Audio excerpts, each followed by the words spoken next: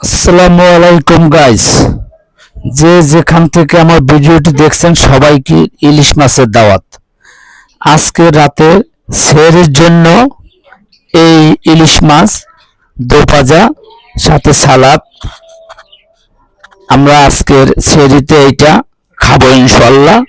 যদি কারো খেতে মনে চায় আপনারা আমার বাসায় চলে আসবেন এবং ইলিশ মাছ দোপাজা এই যে আমরা ইলিশ মাছ দোপাজা, এটা হলো সালাদ, এটা করে রেখেছি।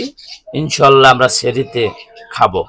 সবাই ভালো থাকবেন, সুস্থ থাকবেন, সাপোর্ট করবেন, সাপোর্ট পাবেন। আসসালামু আলাইকুম গাইস, সবাই কেমন আছেন? আজকে সেহরির জন্য আমরা ইলিশ মাছ দোপাজা এবং সালাদ, এই দুইটা আইটেম, সাথে আরও আছে কুমড়া আমরা করতে ইফতারি সেহরির জন্য রেখেছি।